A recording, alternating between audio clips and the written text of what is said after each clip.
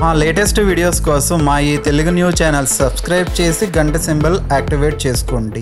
రేపు గురువారం సప్తమి. బీరువా కింద ఈ ఆకును పెట్టండి చాలు. బీరువా మొత్తం నోట్ల కట్టలతో నిండిపోతుంది. లక్ష్మీదేవి అనుగ్రహం కలుగుతుంది. లక్ష్మీదేవి మీ ఇంట్లో తిష్ట వేస్తుంది. కాబట్టి బీరువా కింద చక్కగా ఈ ఆకును పెట్టండి. అలా పెట్టడం వలన బీరువాలో ఎప్పుడూ కూడా డబ్బును చూస్తూనే ఉంటారు. బీరువాలో నుండి ఎంత డబ్బును తీసినా కానీ స్థిరంగా అలాగే ఉంటుంది. ఎంత తీసినా ధనం బీరువాలోకి వస్తూనే ఉంటుంది. గురువారం అనేది లక్ష్మీదేవికి ఎంతో ఇష్టమైన రోజు. గురువారం రోజు సూర్యోదయానికి ముందే నిద్రలేవాలి. గురువారం రోజు లక్ష్మీదేవి ఫోటో ముందు ఖచ్చితంగా దీపారాధన చేయాలి. గురువారం రోజు దీపారాధన చేస్తే విపరీత లక్ష్మీ కటాక్షం కలుగుతుందని పురాణాలు చెప్తూ ఉన్నాయి. కనుక గురువారం రోజు వీలైనంత త్వరగా నిద్రలేచి శుచిగా స్నానం చేసుకుని ఉతికిన బట్టలు ధరించండి. అలా ధరించిన తర్వాత లక్ష్మీదేవి ఫోటోను అలంకరించుకొని అమ్మవారి ముందు దీపం పెట్టండి. ఆ దీపంలో చిటికెడు పంచదారను మరియు ఒక లవంగాన్ని కూడా వేయండి. అంటే మీరు ఆవు నెయ్యితో కానీ నువ్వుల నూనెతో కానీ కొబ్బరి నూనెతో కానీ దీపం పెట్టుకోండి. తర్వాత ఆ దీపంలో చిటికెడంటే ఒక పావు స్పూన్ అంతా పంచదారను వేయండి. ఒక లవంగాన్ని కూడా వేయండి. ఆ తర్వాత ఈ దీపానికి ఒక నమస్కారం చేసుకోండి. గురువారం రోజు ఈ విధంగా దీపారాధన చేయటం వలన దరిద్రాలన్నీ కూడా పోతాయి. కోరుకున్నంత ఐశ్వర్యం వస్తుంది. అష్టైశ్వర్యాలు సిద్ధిస్తాయి. లక్ష్మీదేవి అనుగ్రహం లభిస్తుంది. ఐశ్వర్యం కలిసి వస్తుంది. ఇక ఎవరైతే బాగా ధనలాభం కలగాలని కోరుకుంటూ ఉంటారో, బీరువా మొత్తం ధనంతో నిండిపోవాలని అనుకుంటూ ఉంటారో వారు చక్కగా గురువారం రోజు బీరువా కింద ఒక ప్రత్యేకమైన ఆకును పెడితే చాలు. బీరువా మొత్తం ధనంతో నిండిపోతుందని శాస్త్రాలు చెప్తూ ఉన్నాయి. మరి ఆ ఆకు ఏమిటో ఇప్పుడు మనం ఈ వీడియోలో వివరంగా తెలుసుకుందాం. అంతకన్నా ముందు భూదేవి కథను విందాం. ఫ్రెండ్స్, అంతకన్నా ముందు కామెంట్ బాక్స్లో ఓం లక్ష్మీ నమో నమః అని కామెంట్ చేయండి. అలాగే ఈ వీడియోకి ఒక లైక్ కొట్టి మా ఛానల్ని సబ్స్క్రైబ్ చేసుకోవటం మర్చిపోవద్దు. భూదేవి కథ చాలా తక్కువ మందికి తెలుసు. ఈ కథను వినకపోతే మీరు మరణించిన తర్వాత మీకు భూమి ఉండదు, స్వర్గం ఉండదు, మీకు మీ తలరాతలో కూడా భూమి ఉండదు. అందువల్ల ప్రతి ఒక్కరూ కూడా భూదేవి యొక్క కథను వినాలి. భూదేవి కథను ఎవరైతే శ్రద్ధగా వింటారో వారు భూములు కొంటూనే ఉంటారు. భూదేవి కథ శ్రీమద్ భాగవతంలో ఉంది. అదృష్టం ఉన్నవారు మాత్రమే ఈ కథలను వినగలుగుతారు. పూర్వం వేణు అనే రాజు ఉండేవాడు. అతని రాజ్య పాలన చాలా భయంకరంగా ఉండేది. వేణుడు దుష్టుడిగా పేరుగాంచాడు. రాజు అవ్వటం వల్ల మరింత క్రూరంగా ప్రవర్తించేవాడు. అధికారం, దానికి తోడు అపరిమితమైన సంపద, ఈ రెండూ కలిపి అతనికి అహంభావం కలిగి పెద్దలను గౌరవించక రాజ్యాన్ని అత్యంత క్రూరంగా పరిపాలించేవాడు. దాంతో మంత్రులు ఋషుల దగ్గరకు వెళ్ళి చెప్పగా ఋషులు సహాయం చేయడానికి అంగీకరించారు. వారు వేణురాజు దగ్గరకు వెళ్ళి, నాయన, నీ జీవితం, నీ సంపద, నీ పేరు ప్రఖ్యాతలు ప్రమాదంలో చిక్కుకొని ఉన్నాయి. కాబట్టి ధర్మంగా రాజ్యపాలన చెయ్యి. భగవంతుణ్ణి లక్ష్య పెట్టని రాజు నరకానికి పోతాడు. నీవు యజ్ఞాలు చేసి దైవాన్ని తృప్తిపరచాలి. నీవు అవి చేయుట లేదు సరికదా, యజ్ఞాలు దైవారాధన ఆపు చేశావు అని అనేక విధాలుగా చెప్పగా వేణుడు ఇలా అన్నాడు, ఓ మునులారా, నేను కాదు, మీరు అధర్మ మార్గంలో నడుస్తూ ఉన్నారు. మిమ్మల్ని రక్షించే నన్ను వదిలి నాకు బదులుగా వేరొక దైవాన్ని మీరు పూజిస్తూ ఉన్నారు. మీరు నన్ను దైవంగా భావించి పూజించాలి. ఈ సత్యం తెలియకపోతే మీరే నరకానికి పోతారు.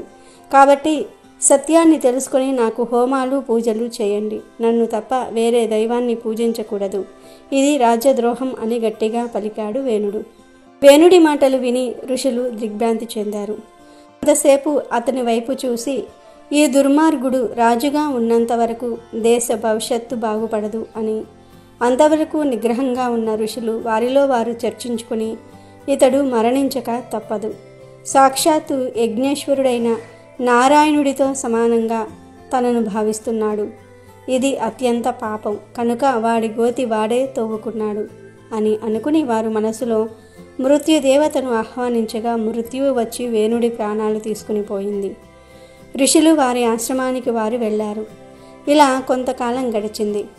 దేశాన్ని పాలించు రాజు లేకపోవటం చేత ప్రజలను దోచుకునుటకు ఇదే సమయమని భావించి బందిపోటు దొంగలు నగరంలో ప్రవేశించారు. ఒకరోజు సరస్వతీ నదీ తీరమున ఋషులు కూర్చొని ఉండగా దూరంగా ధూళి మేఘాలు చూసిరి. వారు కుతూహలంతో దీనికి కారణం ఏమై ఉండును అని పరిశోధించారు. ఆ ధూళి రాజు లేకపోవటం చేత నగరాన్ని దోచుకొని బందిపోటు దొంగలు గుర్రములపై తిరిగి వెళ్ళుట చేత వచ్చిన ధూళి అని వారు కనుగొన్నారు. రాజ్యంలో రాజు లేకపోవట ఎంత కీడుని కలిగించునో ఆ ఋషులు అప్పుడు గ్రహించారు. ఈ పరిస్థితి కలుగుటకు కొంతవరకు తాము కూడా బాధ్యులమని విశ్వసించి ఆ రాజ్యంలోని ప్రజలను ఈ దౌర్భాగ్య స్థితి నుండి కాపాడాలని ఏదైనా చెయ్యాలని వారు తలచిరి. ఆ రాజ్యంలోని ప్రజలు దుర్మార్గుడైన వేణుని పరిపాలనలోనూ ఆ తర్వాత బందిపోటు దొంగల చేత మిక్కిలి కష్టాల పాలయ్యారు. అంగరాజు భార్య సునీతకు తన కుమారుడైన వేణుపై విశేషమైన ప్రేమ ఉండటం వల్ల అతని భౌతిక కాయము దహనపరుచుటకు ఆమె అంగీకరించదని ఋషులకు తెలుసు. ఆమెకున్న మాంత్రిక శక్తులచే తను ఔషధముల చేత ఆ మృతదేహాన్ని కాపాడుతూ ఉండేది. ఇక ఋషులు ఆమె వద్దకు వెళ్ళి వేణు మృత శరీరాన్ని ఇవ్వమని అడిగారు. ఆమె అలాగే ఇచ్చింది. ఋషులు ఆ మృతదేహాన్ని తీసుకొని ఆ మృతదేహమునందు తొడలను చిలకగా అందు నుండి అనాకారిగా నల్లగా ఉండే పురుషుడు ఉద్భవించాడు. ఆ పురుషుడు వేణువులోని దుష్టత్వము పూర్తిభవించినట్లుగా ఉన్నాడు. అందుకని అతని విషాదుడు అను పేరుతో పిలుస్తూ ఉన్నారు. అతని వంశీయులు నిషాదులుగా పేర్కొందిరు. ఆ తర్వాత ఋషులు మృతదేహము కుడి భుజమును మొదట చిలికి పిమ్మట ఎడమ భుజాన్ని కూడా చిలికారు. వాని నుండి ఒక పురుషుడు ఒక స్త్రీ జన్మించిరి. వారు నారాయణుడు లక్ష్మీదేవి అవతారములు. వారిని ఋషులు పొగిడి ఇలా అన్నారు: ఈ పురుషుడు పృథువు అనే పేరుతో, ఈ స్త్రీ హర్షిసు అనే పేరుతో వ్యవహరిస్తారు. వారు భార్యాభర్తలుగా జీవించి ఈ లోకంలో ప్రఖ్యాతి పొందుతారు. పృథు చక్రవర్తి అత్యంత వైభవంగా రాజ్యాన్ని పరిపాలిస్తాడు. పృథువు జన్మించినందుకు సంతోషించి బ్రహ్మాది దేవతలు ఈ గొప్ప సంఘటనను చూడడానికి భూమికి దిగి వచ్చారు. పృథువు జన్మించినప్పుడు స్వర్గంలో మేళ తాళాలు మ్రోగెను. సిద్ధులు భూమిపై పుష్పవర్షం కురిపించిరి. భూమికి దిగివచ్చిన బ్రహ్మదేవతలు దేవర్షులు కొత్తగా పుట్టిన బాలుని చూశారు. ఆ బాలుని కుడి చెయ్యి పరీక్షించి బ్రహ్మ ఇలా అన్నాడు: ఆహా, ఈ బాలుని చేతి యందు చక్రము, పాదముల యందు పద్మ సిహనాలు కలవు. ఇతను నారాయణుడి అవతారంగా లోకాన్ని రక్షించడానికి వచ్చాడు అని అన్నాడు. తర్వాత అలా పెరిగి పెద్దవాడై పృథువు పట్టాభిషక్తుడయ్యాడు. రాజుగా పట్టాభిషక్తుడైన పృథువును లోక రక్షకుడని దేవతలు పిలిచిరి. అతను ప్రజలు కృషించి మిక్కిలి నీరసించి ఉండుట చూసెను. ప్రజలు సరైన ఆహారము పోషణ లేక మిక్కిలి బాధతో ఉన్నారు. ఇక ఆ ప్రజలు రాజుతో ఇలా అన్నారు: ప్రభు, దయచేసి మాకు ఆహారాన్ని ప్రసాదించండి. త్వరలోనున్న అగ్నిచేత చెట్టు దగ్ధమైనట్లు మేము ఆకలి అనే అగ్నిచేత మెల్లగా దహించుకుని పోతూ ఉన్నాము. మా ప్రధానాంగములు బాధపడటం చేత మేము పని చేయలేకపోతూ ఉన్నాము. మాకు అన్నం పెట్టండి. పూర్వపు రాజు భుజములను ఋషులు చిలకగా మీరు జన్మించి మమ్ము రక్షించి ఉద్ధరిస్తారని విని ఉన్నాము. ఈ ఆకలి బాధ నుండి మమ్మల్ని రక్షించండి అని ప్రార్థించారు. దాంతో పృథు చక్రవర్తి ఒక్క క్షణం యోచించాడు. ఆరోగ్యాన్ని పోషణను ఇచ్చే ధాతువులను భూమి నమిలి వేసిందని, అవి తిరిగి మొలకెత్తకుండా చేస్తుందని రాజు గ్రహించాడు. ఈ కారణం చేత భూమిపై ఆగ్రహం చెంది శిక్షించాలనుకున్నాడు. దాంతో తన విల్లు అందుకొని ఒక అమ్మును భూమికి గుచ్చుకొనున్నట్లుగా వదిలెను. అప్పుడు భూమాత భయపడి గోరూపం ధరించి రాజు నుండి పారిపోయెను. తోకనెత్తి వణుకుతున్న కాళ్లతో ఆ గోవు భూమి అంతటా పరిగెత్తింది. క్రోధంతో కనులు ఎర్రబడగా రాజు గోవును వెంబడించాడు. ఆ గోవు పర్వత సానువుల కిందికి వెళ్ళి లోయల్లో ప్రవేశించి అక్కడి నుండి దట్టమైన అడవిలో చొరబడి రాజు నుండి తప్పించుకొనుటకు ప్రయత్నించెను. కానీ రాజు అలుపు లేక గోవును వెంబడిస్తూనే ఉన్నాడు. ఎక్కడికి వెళ్ళినను గోవు వెనుదిరిగి చూస్తే రాజు తనను వెంబడిస్తూనే ఉన్నాడు. ఇక తనను రక్షించేవారు ఎవరూ లేరని గోవు తెలుసుకుంది. చివరికి రాజు పాదములపై పడి గోవు రూపంలో ఉన్న భూదేవి ఇలా అంటుంది: రాజా, దయచేసి నన్ను రక్షింపుము. నీవు ధర్మ ప్రభువవు. ఈ విధంగా నా వంటి స్త్రీని వేధించుట తగదు. శ్రీహత్య మహాపాపమని నీకు తెలియను. ఆమెలో దోషములు ఉన్నప్పటికీ చంపరాదు. నేను నీకు ఎలాంటి హాని చేయకపోయినప్పటికీ నన్ను ఎందుకు చంపాలనుకుంటున్నావు? నన్ను చంపినట్లయితే నీ రాజ్యాన్ని ఎక్కడ ప్రతిష్ఠించుకోగలవు అని అనగానే పృథు చక్రవర్తి ఇలా అన్నాడు: భూమాత, నీవు తప్పు మార్గంలో ఉన్నావు. అందుకే నిన్ను రక్షించాలనుకుంటున్నాను. మానవులు చేయు యజ్ఞములలో నీకు భాగం ఇచ్చినప్పటికీ తిరిగి నీవు ఆహారం ఇచ్చుటలేదు. నీ విధిని నీవు నిర్వర్తించటం లేదు. అందుచేత నిన్ను రక్షించవలసి ఉన్నది. గోవు రూపంలో గడ్డిని మేయుచున్నప్పటికీ పాలను పితకనివ్వడం లేదు. నీవు స్వార్థంతో ప్రవర్తిస్తున్నావు. నా పరిపాలనను నువ్వు ధైర్యంగా విస్మరిస్తున్నావు. చాలా కాలం కిందట బ్రహ్మ నీకు ఇచ్చిన ఆరోగ్యదాయకమైన మూలికను నీలో ఇముడ్చుకున్నావు. నా ప్రజలు ఆకలితో బాధపడుతున్నారు. వారి ఆకలిని తీర్చి సముపాదించాలి. ఇతరుల శ్రేయస్సు గురించి ఆలోచించని వారిని, మగవారినైనా ఆడవారినైనా సరే రాజు చంపవలసిందే. అలా చంపినను పాపం అంటదు. నీకే కాదు, నాకు కూడా ధర్మశాస్త్ర గ్రంథం గురించి తెలుసు. అందలి రహస్యములను నీవు నాకు బోధించనక్కర్లేదు. నిన్ను చంపుటకు నాకెట్టి సంకోచం లేదు. నిన్ను చంపి నీ మాంసమును ప్రజలకు ఆహారంగా ఇచ్చెదను. యోగము చేత తిరిగి నేను రాజ్యాన్ని ప్రతిష్ఠించగలను అని మృదువు క్రోధములతో నిండిన కనుబొమ్మలు పిడుగు వంటి స్వరముతో బాణమును ఇంకా ఎత్తి ఉండటం వల్ల భూమాత వణుకుతూ ఇలా అంటుంది. నీవు ఉత్తమోత్తమ ప్రభువు అని నాకు తెలుసు. జీవులకు జడములకు నిలయమగు నన్ను సృష్టించినావు. నీవందరికీ నన్ను తల్లిని చేసినావు. నీవే నాపై ఆయుధములు ప్రయోగిస్తే ఇక నన్ను రక్షించే వారెవరు? సముద్రంలో అట్టడుగున నేను మునిగి ఉన్నప్పుడు నీవు వచ్చి నన్ను లేవనెత్తి సముద్రం పైన ప్రతిష్ఠించినావు. ఆనాటి ఆది వరాహమే నీవు. ఈనాడు మానవ రూపంలో నన్ను, నా పిల్లల్ని రక్షించడానికి వచ్చినావు. అలాంటిది నన్ను చంపుట భావ్యం కాదు. నాపై కరుణ చూపుము. నా మొరను జాగ్రత్తగా వినుము. తేనెటీగ అనేక పుష్పముల నుండి ఒక్కొక్క బిందువును తెచ్చి తేనెను తయారు చేస్తున్నట్లు ఇలా చేయడానికి ఆ తేనెటీగ ఎంతో శ్రమపడును. అలాగే నా నుండి పోషణను ఇచ్చే ధాతువులను పొందుటకు ఎంతగానో ప్రయత్నం చేయవలసి ఉన్నది. ఈ లోకము నుండి మంచిని పొందుటకు మానవులకు ఋషులు అనేక విధములను నిర్ణయించిరి. అనేక యాగములు, కర్మలు పరలోక ప్రాప్తికై ఏర్పరిచిరి. సరైన మార్గంలో నడిచి పూర్వులు నిర్ణయించిన విధులు శ్రద్ధతో పాటించిన వారు తప్పక లాభాన్ని పొందగలరు. ప్రజలందరూ ధర్మపరులైనప్పుడు ఋషులు నిర్దేశించిన వానిని వారు చేస్తారు. కానీ కాలక్రమంలో వేణువుని వంటి పాపులు నన్ను పాలించారు. అందువల్ల ఈ భూమిపై పాపం పెరిగిపోయింది. దొంగ దుర్మార్గులైన రాజులు నన్ను వేధింపగా నన్ను రక్షించేవారు లేకపోయిరి. ఆ విధంగా ప్రతి ఒక్కరూ నన్ను విస్మరించుట చేత బ్రహ్మ కానుకలుగా ఇచ్చిన విలువైన మూలికలు, ఇతర పోషక పదార్థాలు అనర్హుల చేతిలో దుర్వినియోగం చెందుతున్నాయని గ్రహించారు.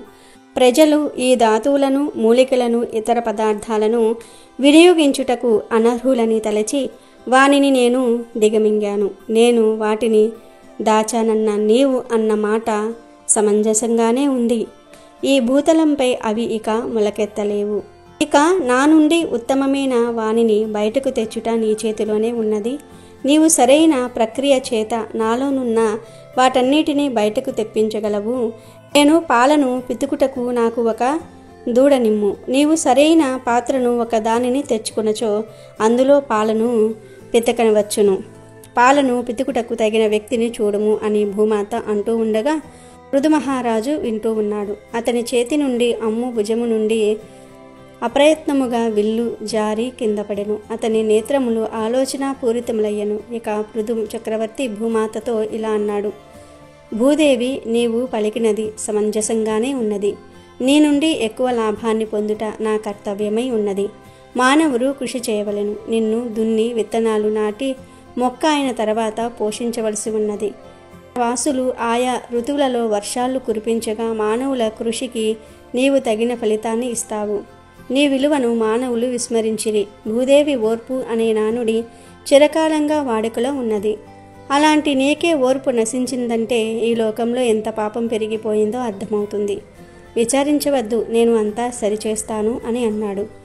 ఆ తర్వాత పృథువు చాలాసేపు తనలో తాను ఆలోచించి మనువును దూడగా చేసి తాను స్వయంగా పాలు పితుకుటకు నిశ్చయించుకున్నాడు. భూమాత నుండి ఆమెలో దాగి ఉన్న మూలికలు, విలువైన ధాతువులను తన ప్రజల ఉపయోగార్థం పిండసాగాడు. అప్పుడు ఆ భూదేవి ప్రతి ఒక్కరితో సరైన దూడ పితుకువాడు ఉన్నచో ఆమె నుండి వారు కోరిన దాన్ని పొందవచ్చునని చెప్పెను.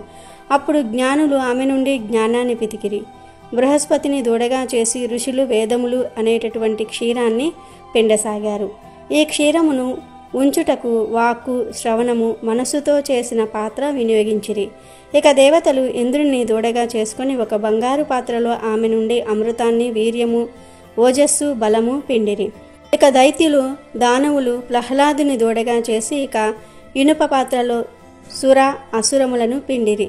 ఇక గంధర్వులు అప్సరసులతో కలిసి విశ్వవసువును దూడగా చేసి పితుకగా పద్మలతో చేసిన పాత్రయందు సంగీతము అనే క్షీరం లభించింది. ఆ సంగీతము మధురమైన స్వరములతో కూడి వినడానికి ఎంతో రమ్యంగా ఉంది. ఇక పితృదేవతలు ఆర్యమును దూడగా చేసి పితకగా కాల్చని మట్టి పాత్రలో గుర్రములకు ఆహారమైన గవ్యము లభించెను. కపిలుణ్ణి దూడగా చేసి సిద్ధులు భూమి నుండి అనిమాది సిద్ధులు గ్రహించిరి. విద్యా ధరాదులు యచేచ్ఛగా ఆకాశంలో విహరించి శక్తిని సంపాదించిరి. కింపురుషులు యముని దూడగా చేసి మాయా అనే క్షీరమును పితికిరి. యక్ష రాక్షస భూత పిశాచములు రుద్రుని దూడగాను పుర్యను పాత్రగా చేసి ద్రాక్షారసము రక్తము కలిపి ద్రవమును పితికిరి. ఇక సర్పములు తక్షుణ్ణి దూడగా చేసి భూదేవి నుండి విషమును గ్రహించిరి. అదేవిధంగా పుట్టను పాత్రగా చేశారు. గోవులు ఎద్దును దూడగా చేసి కావలసినంత పచ్చిగడ్డిని రాబట్టినవి. ఇక వృక్షములు రావి చెట్టును దూడగా చేసి ప్రాణాధారమైన రసమును భూదేవి నుండి గ్రహించిరి. హిమవంతుని దూడగా చేసి పర్వతము భూదేవి నుండి శంఖములు ఇతర విలువైన వస్తువులు లభించుకునెను. భూమాత నుండి ప్రతి ఒక్కరూ వారికి కావలసిన వాణిని పొందిరి. వారు వారిలో ఉత్తముని దూడగా వినియోగించిరి. ఇక భూమాత సమృద్ధిగా అందరికీ ఇచ్చిన కానుకలకు పృథు చక్రవర్తి సంతోషించి ఆమెను తన ప్రియ పుత్రికగా స్వీకరించాడు. అప్పటి నుండి భూమాత పృథ్వీ అను పేరు పొందెను. తన వింటి కొప్పుతో పర్వత శిఖరాగ్ర భాగమును పగలగొట్టి ఆ మట్టితో భూమిలోని బొరియలను పూడ్చి సమతలంగా ఉండునట్లు చేసెను. ఇలా ప్రజల హృదయాలను చొరగొన్న మొట్టమొదటి రాజు పృథు చక్రవర్తి. ఆ విషయంలోనికి వస్తే కొంతమంది చాలా కష్టపడి ధనం సంపాదిస్తారు, కానీ ఆ ధనమంతా కూడా ఖర్చయిపోతూ ఉంటుంది. బీరువాలో ఎంత ధనం పెట్టినా కూడా నిలవదు. ఇలా బీరువాలో ధనం నిలవట్లేదని బాధపడేవారు. బీరువాలో ధనం ఎప్పుడూ నిండుగా ఉండాలని కోరుకునేవారు. చక్కగా ఈ గురువారం రోజు ఒక ఆకును బీరువా కింద పెడితే చాలు, లక్ష్మీదేవి మీ ఇంట్లో తిష్ట వేసుకుని కూర్చుంటుందని సిద్ధశాస్త్రం చెప్తుంది. ఏమీ లేదు, ఈ గురువారం రోజు చక్కగా ఒక మందార ఆకును తెచ్చుకోండి. ఎందుకంటే మందార ఆకుకు బీరువాలోకి ధనాన్ని ఆకర్షించే శక్తులు ఉన్నాయి. కనుక గురువారం రోజు చక్కగా ఒక మందార ఆకును తెచ్చుకుని తర్వాత ఆ మందార ఆకును నీటిలో కడగండి. మామూలు నీటితో కడిగితే సరిపోతుంది. అలా కడిగిన తర్వాత ఈ మందార ఆకుకు కొంచెం అత్తరును పూయండి. అంటే మీ దగ్గర ఏ అత్తరు ఉంటే ఆ అత్తరును దూదితో ఆకుకి పూయండి. జాస్మిన్, రోజ్, శాండ్వుడ్ ఇలా ఏ అత్తరు ఉంటే ఆ అత్తరును ఆకుకు రాయండి. మీ దగ్గర ఏ అత్తరు లేకపోతే చిటికెడు కర్పూరాన్ని తీసుకొని ఆ కర్పూరాన్ని పొడిలాగా చేసి ఆ పొడిని ఆకుకు పూయండి. తర్వాత ఈ మందార ఆకును మీ ఎడమ చేతిలో పెట్టుకోండి. ఇప్పుడు ఈ ఆకులో కొంచెం గల్లులుప్పు వేయండి. అంటే ఒక అర స్పూన్ అంత గల్లులుప్పు వేయండి. ఎందుకంటే గల్లులుప్పు నెగిటివ్ ఎనర్జీని తీసివేస్తుంది. ధనం రావాలంటే ముందు నెగిటివ్ ఎనర్జీ పోవాలి. కనుక ముందు ఉప్పు వేయండి. పైగా ఉప్పు అంటే లక్ష్మీదేవికి కూడా చాలా ఇష్టం. ఉప్పుతో ఎటువంటి పరిహారాలు చేసినా అద్భుతమైన ఫలితాలు వస్తాయి. ఉప్పు అద్భుతంగా పనిచేస్తుంది కనుక మందార ఆకుపై ఉప్పు వేయండి. ఆ ఉప్పు పైన చిటికెడు ఆవాలు వేయండి. ఆవాల గురించి ప్రత్యేకంగా చెప్పనవసరం లేదు. ఆవాలకు పరిహార శాస్త్రంలో ఎంతో ప్రాధాన్యత ఉంది. చివరిలో చిటికెడు పసుపు కుంకుమను కూడా ఈ ఆకు మీద వేసి ఆ తర్వాత ఈ మందార ఆకును అలా ఉప్పు ఆవాలతో జాగ్రత్తగా తీసుకుని వెళ్ళి డబ్బులు దాచే బీరువా కింద పెట్టి వదిలివేయండి. దానిని ఇలా పెట్టడం వలన మీ బీరువాలో లక్ష్మీదేవి తిష్ట వేసుకుని కూర్చుంటుంది. మీ బీరువాలోకి విపరీతంగా ధనం అనేది అట్రాక్ట్ అవుతుంది. బీరువాలోకి ధనం రావటమే కానీ పోవటం ఉండదు. పోయినా మళ్ళీ దానికి తగ్గట్టుగా ధనం వచ్చి చేరుతుంది. కనుక అందరూ ఈ పరిహారం చేయండి. మరి బీరువా కింద పెట్టిన ఆకును ఎప్పుడు తీయాలి అనే సందేహం మీకు రావచ్చు. ఎప్పుడైతే బీరువా కింద పెట్టిన ఈ మందార ఆకు కుల్లడం లేదా ఎండటం ప్రారంభమవుతుందో అప్పుడే ఈ ఆకును జాగ్రత్తగా ఉప్పు ఆవాలతో సహా తీసేసి అయినా పూల చెట్ల మొదట్లో పడేయండి. ఇలా చిన్న పరిహారం చేసుకుంటే మీ జీవితం చాలా అద్భుతంగా మారుతుంది. లక్ష్మీదేవి మీ ఇంట్లో తిష్ట వేస్తుంది. బీరువా మొత్తం నోట్ల కట్టలతో నిండిపోతుంది. కనుక మీరు కూడా గురువారం రోజు బీరువా కింద ఈ ఆకును పెట్టి ధనాన్ని ఆకర్షించి ఆనందంగా జీవించండి. అమెజాన్లో బెస్ట్ డిస్కౌంట్స్ కోసం వీడియో డిస్క్రిప్షన్లో లింకు ఉంది, చూడండి. అలాగే మా టెలిగ్రామ్ ఛానల్ సబ్స్క్రైబ్ చేసుకోండి.